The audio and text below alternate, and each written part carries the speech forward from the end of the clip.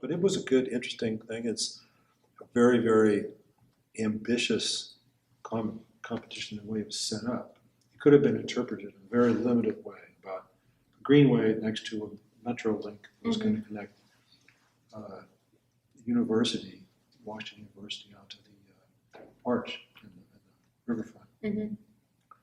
But the organizers decided to make much more out of it and treat it like a major transformation of the whole district that is accessed by this rail line, and to look for strategies to begin to blur the line between kind of North St. Louis and South St. Louis is divided really by this rail line in a lot of ways.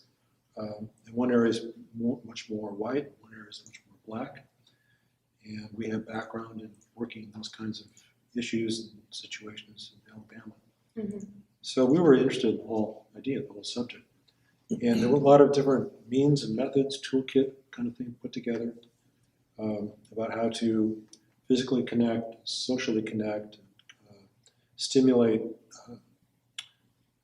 new businesses, new enterprise in the area, and to extend much further north, much further south to embrace the whole city. And we've done a lot of these kind of downtown competitions where there's a major undertaking, a major transformation envisioned. But they're not easy. You really need to have the business community behind it.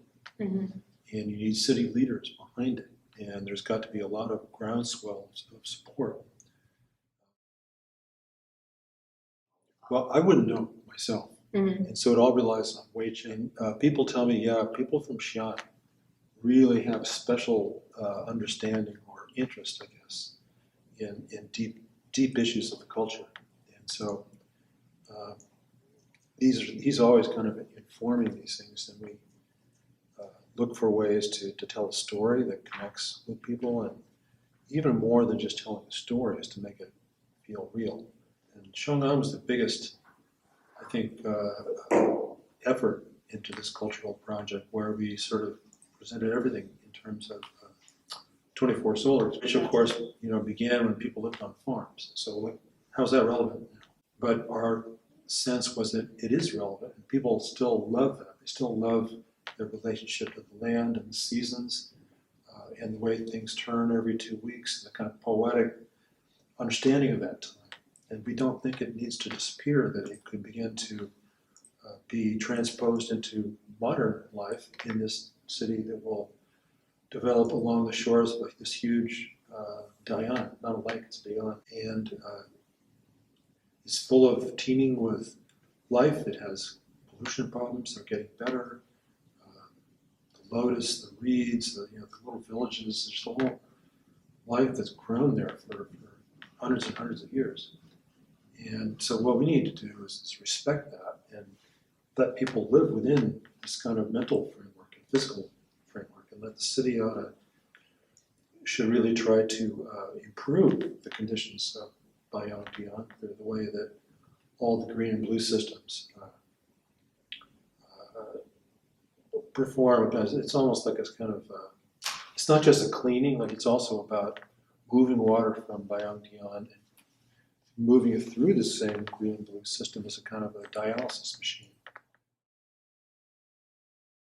And we look for ways to tell a story that connects with people, and even more than just telling a story is to make it feel real. It's the the proverbial big idea, but what is it? Isn't it more about creating a system of water and ecology that relates to the actual rainfall?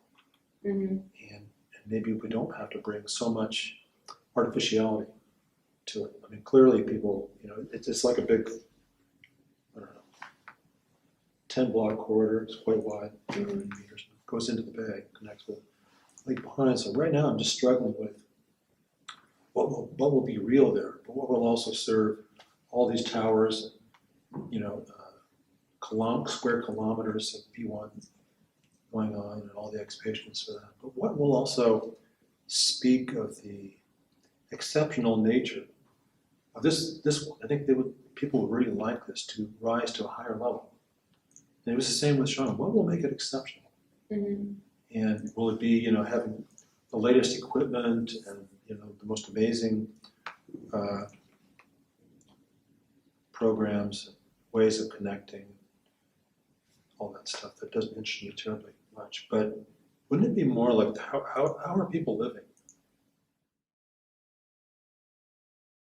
Film and video, I think, is going to become more and more a way of understanding what you're talking about.